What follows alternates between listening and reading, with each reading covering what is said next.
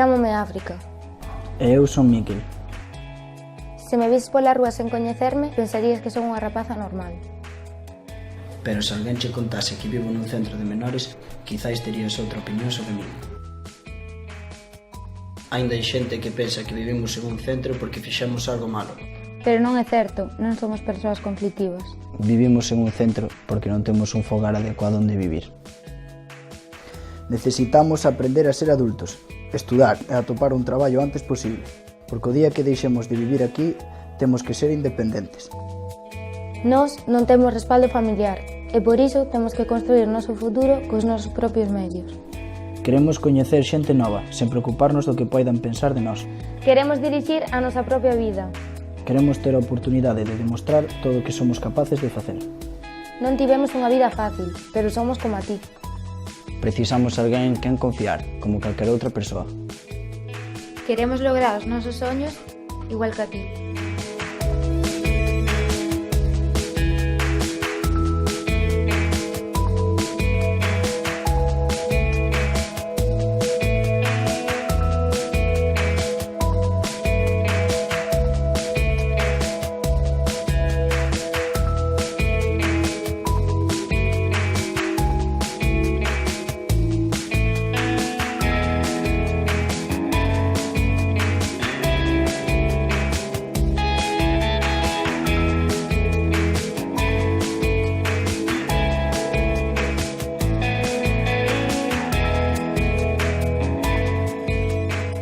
Benvidos ao Preguntoiro. Non é unha campaña máis, non é un hashtag máis, é unha realidade. Non nos xulgues. Non deberíamos xulgar en xeral, pero xa en concreto os rapaces e rapazas tuteladas, pois deberíamos ter a mente un pouquiño máis aberta e facer que ese salto á vida adulta fora un pouquiño máis doado para eles incluso que para o resto.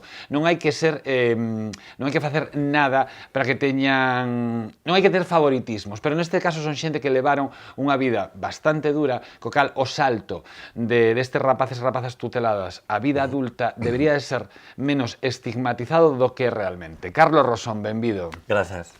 O 47% dos mozos e das mozas tuteladas saltan a vida adulta en situación precaria. Isto é o que dicides dende Igaxés. Sí, efectivamente, son datos que se refiren a todo o Estado español, pero a competencia sobre os mozos tutelados está transferida ás comunidades autónomas e temos comunidades autónomas nos que aos 18 anos, se saca al for a situación es que estiveran os rapaces, teñen que vivir independentemente, teñan ou non traballo.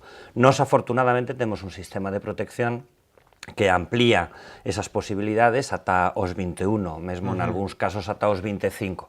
Pero a realidade é que estes rapaces teñen que enfrontarse, como non teñen ese apoio familiar, á construcción da súa propia vida, do seu propio futuro, sós.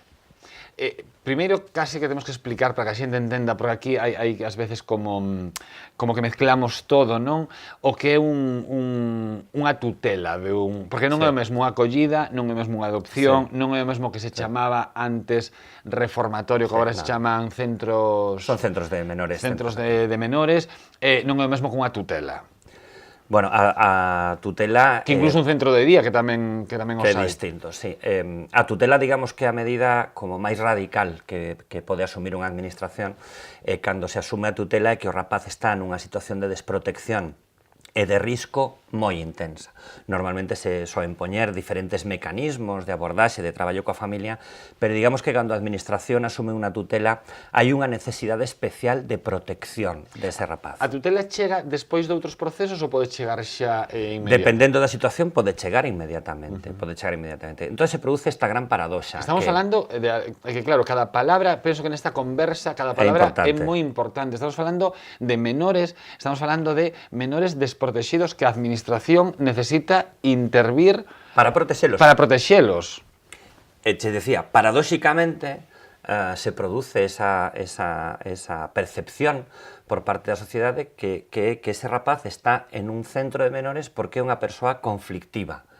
cando en realidade é a inversa. É unha víctima. É unha víctima e, polo tanto, está nese centro de menores porque necesitamos artellar ao redor dese rapaz un sistema de protección. Sin embargo, a percepción sigue sendo, efectivamente, que é un rapaz conflictivo, que é un rapaz que si está aí é porque fixo algo malo. Sempre conto dunha rapaza, allá nos Jenny, unha rapaza de Vigo, que ela decía, eu non nas entrevistas de traballo non podo decir onde estou, porque unha vez un empresario me dixo, pero como é que estás en un centro se non tes cara de mala? Se non tes cara de mala. De mala. Entón, aí foi cando efectivamente nos dimos conta dese gran estigma que están padecendo estes rapaces, porque se fai automáticamente unha relación entre estar en un centro de menores como un comportamento disruptivo, cando en realidade non é así, cando en realidade eles o din no propio vídeo de campaña, son rapaces normales. Eu penso que non o son. Eu penso que son rapaces excepcionais, porque son rapaces que con 18, 19 anos tenen que construir a súa propia vida sin apoios. A idade media de emancipación está casi nos 30 anos en España, pero efectivamente estes rapaces, na idade media que nos baraxamos é que os 19, 19 e medio, xa teñen construída a súa propia vida e teñen que volar sós. Cal é a media dun rapaz nunha casa tutelada? Nas nosas vivendas, que son vivendas de preparación para a vida autónoma, soen estar da orden de 9 meses, un ano. Pero depende moito da evolución do propio rapaz, a rapaces que veñen máis. A tutela é previa a unha adopción ou a tutela... Non, a tutela é unha medida xurídica en sí mesma. De acordo, non da adopción é outra medida. Pero estos rapaces e rapazas poden vir en diferentes idades, poden ser rapaces de bebés ata... O que pasa é que nós traballamos na última etapa do sistema de protección. Vos traballades xa na última... A partir dos 16 anos. O sea, vos é como a preparación para a vida adulta. O sea, todos os rapaces e rapaces que chegan ás vosas casas de tutelaxe son a preparación para a vida adulta. Temos que preparalos para esa vida adulta, autónoma e independente. Tamén son rapaces e rapazas de o que dices ti, 16 anos, non? Non vou xeralizar, pero o que lle correspondería na vida eran outras cousas. É como darlle unha bofetada e dicirlles acabouse, tedes que ser libres. Efectivamente, son rapaces que a súa vida... E ás veces a liberdade é moi ampla, sobre todo con 18 anos. Sabes que pasa? Que nos queremos moitísimo, despois de casi 20 anos de estar traballando, queremos moitísimo nas súas potencialidades. Queremos moito nas potencialidades de todas as persoas, pero principalmente destes rapaces. Non tiveron unha vida fácil, evidentemente. Eso din Miquel e África, chamoume moita atención, cando din non nos xulgues, din tanto Miguel como África, non tivemos unha vida fácil. Claro, imagínate ser retirado da túa familia, imagínate identificar e xestionar que os teus pais non te ofrecían un entorno de protección. Cando chegan a vos, de onde proceden? Proceden do sistema de protección e de outros centros. E de outros centros, o mellor son rapaces que levan toda a vida... Sí, poden levar toda a vida nun centro, poden, pois mira, como ti dis, desde bebés, pode ser que chegaran aos 8 anos, pode ser que chegaran aos 10, cando cumpren os 16, 17 anos, entón pasan as vivendas de independencia e nos temos que traballar esa vida adulta, porque estes rapaces, cando saian do sistema de protección, non teñen unha familia que os apoie. E tamén a xente, penso que ás veces non somos conscientes do traumático, que claro, ante esta situación calquera falar de traumas que teñamos nos noso día a día pareceme como absurdo, non? Sí. Pero o traumático pode ser mudar de cidade, non? Mudar de cidade ou mudarse de casa aínda que sexa algo apetecible, non? Que todo se vaya rollo, claro, imaginemos xente que leva toda a vida sen todos necesitamos un fogar, un niño, non? Todos necesitamos volver a casa a comer un domingo de cando en vez. Non ter esa esencia, claro, e de repente con 16 anos volver mudar todo para prepararte para outro tipo de salto. Sí, é forte, efectivamente. E ainda por riba estigmatizado. Claro, aí é o leitmotiv da campaña, por decirlo de algún xeito. É dicir, as dificultades que teñen estes rapaces, ter que afrontar un cambio na súa vida, cando outros rapaces da súa idade, con 17, 18 anos, están pensando pois o normal, o que estábamos pensando todos nós con 17, 18, ou non pensando, ou non pensando, claro. Con 17, 18, non teño... Moitas veces lle preguntas a un rapaz con 18 anos que queres ser e dice, bueno, a ver, tranquilo, teño 18 anos, tal. Ui, aparte como son hoxe en día, co de que fluyen estas cousas, sí, que claro. Estos rapaces non teñen máis remedio que plantexar un proxecto de futuro de vida, porque efectivamente o sistema de protección esgótase E, polo tanto, teñen que facer fronte a unha realidade forte. Teñen capacidades, teñen forza, teñen ganas, non hai máis que ver a Mikel e a África, pero o realmente paradóxico é que se enfronten, a pesar desas dificultades, de como as superan, dese xeito de estar, desas ganas de sair adiante, enfrontarse a ese estigma que os identifica como rapaces problemáticos, cando efectivamente son rapaces verdadeiramente excepcionais. Xa estamos a falar con Carlos Rosón de Gaxés dunha campaña, acaban de lanzar unha campaña magnífica que se chama Non nos xulgues, non nos juzgues, e onde quere poñer o foco en todos os rapaces tutelados que teñen que saltar a vida adulta e que os datos din que case a metade deses rapaces, o 47% deles, pois fano ese salto á vida adulta en condicións precarias. Outra cousa que claro, faite reflexionar cando ve o vídeo é cando un dos dous, non sei se é Mikel ou África no vídeo, di nós non contamos co respaldo familiar. Todos necesitamos chamar a casa de cando en vez, non? Pero para algo tan absurdo, mellor de como se facía tal cousa, ou para cousas tan serias como teño un problema. Eles non teñen esa rede detrás. Supoño que ás veces seredes vos, non? Bueno, un dos nosos traballos principais é poder traballar conxuntamente con eles unha rede de apoio, que evidentemente nunca vai sustituir o que é unha rede de apoio familiar. Nós sempre facemos unha pregunta, non? Se a ti e a todos os telespectadores lle podemos preguntar que pensen nesa persoa de referencia, nesa persoa que chamas non só cando tes un problema, sino para contarlle algo, para compartir, para ir a algún sitio, non? Para ter ese contacto. Se nós deixamos uns segundos para pensar en quen, a maior parte da xente identifica esa persoa nun entorno familiar. Xa. Meu pai, miña nai, a miña madriña, a miña avoa. O que pasa é que efectivamente estes rapaces non teñen ese entorno familiar. Por eso moitas veces o que buscamos de entidade de voluntarios, non? Referentes para eles, persoas maiores de 25 anos que poidan efectivamente acompañar neses procesos aos rapaces a vida adulta, non? Para suplir efectivamente esa falta de apoio familiar. Pero destrúese completamente o... En moitos casos, sí. En moitos casos a destrucción, é dicir, cando os rapaces chegan a nós con 16 anos e que, digamos, por decirlo de alguma maneira, fracasaron todos esos intentos de reactivación ou de reintegración ou de reconstrucción do vínculo familiar.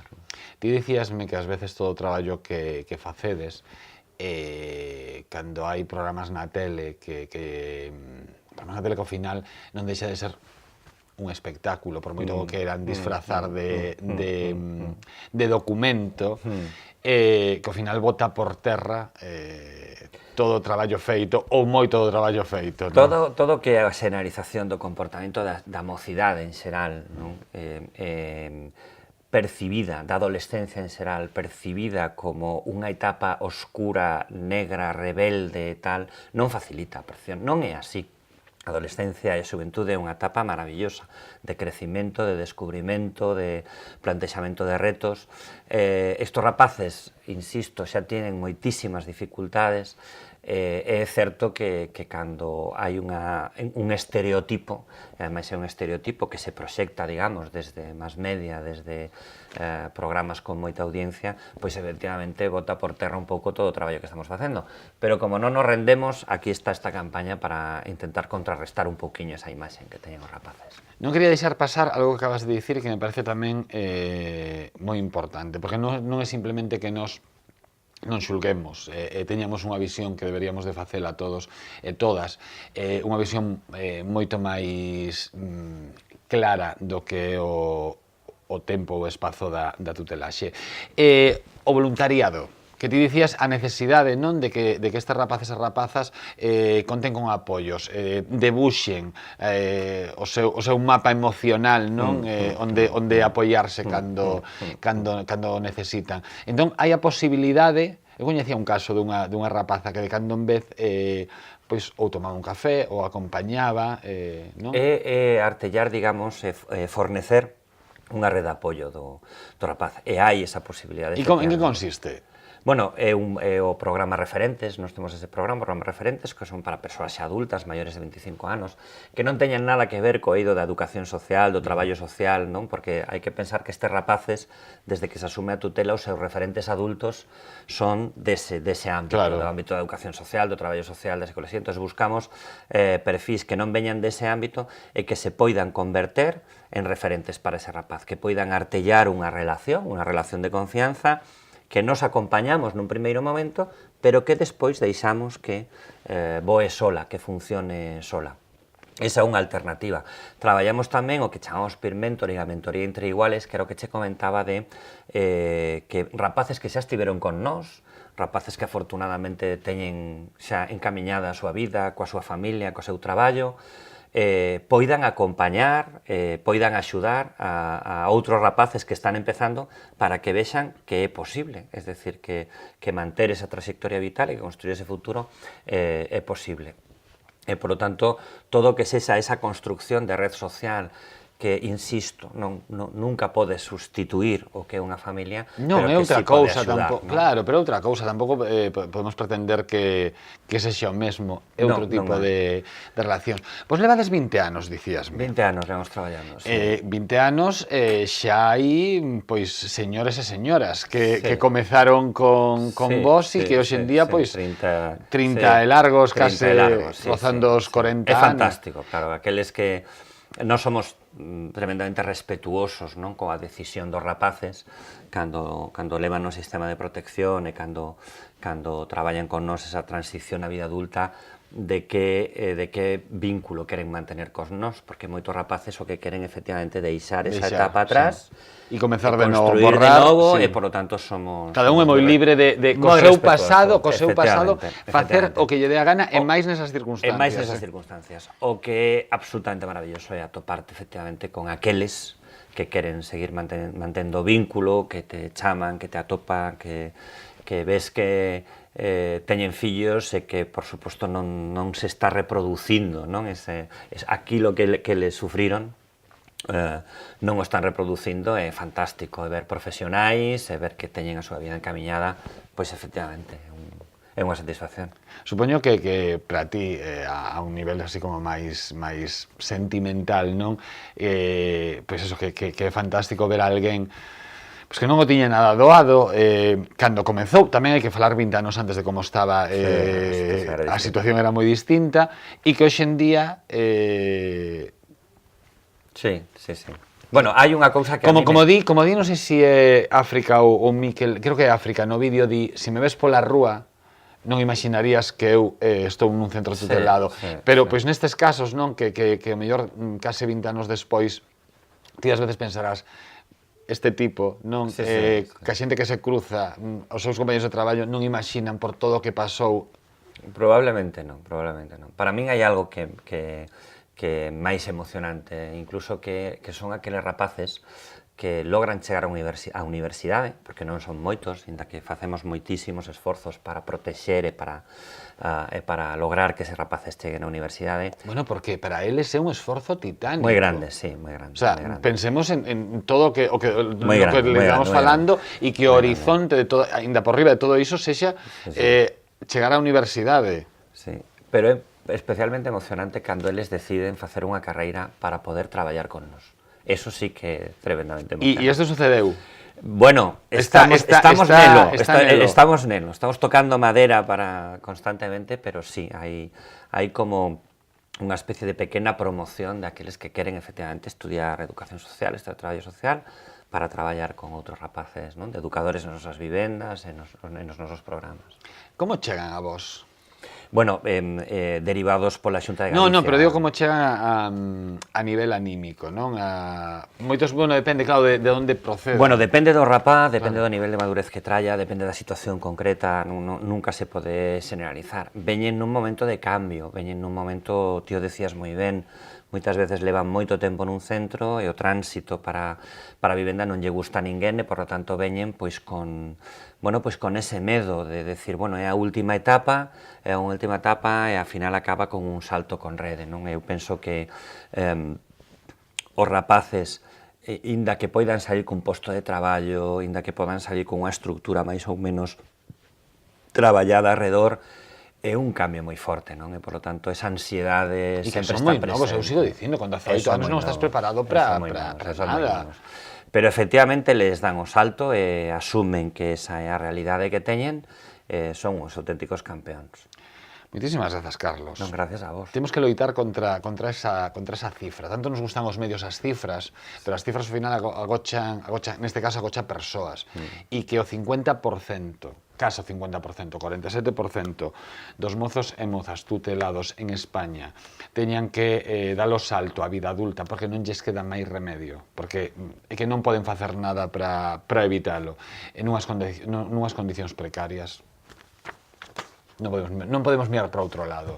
Polo menos podemos empezar compartindo a campaña. Efectivamente. E cambiando esa percepción que temos deste rapaz. Podemos comezar con máis doado que non xulgar. A partir de aí, o que podemos facer é sumar. Perfecto. Grazas, Carlos. Gracias a vos. Pois, o que dicíamos, deixemos de xulgar en xeral e en concreto os rapaces e rapazas tutelados. Compartan esa campaña, compartan ese hashtag, non nos xulgues ou non nos julgues. Nos marchamos, isto foi o Preguntoiro, continúan ca programación de Correo Televisión. Sexan moi felices.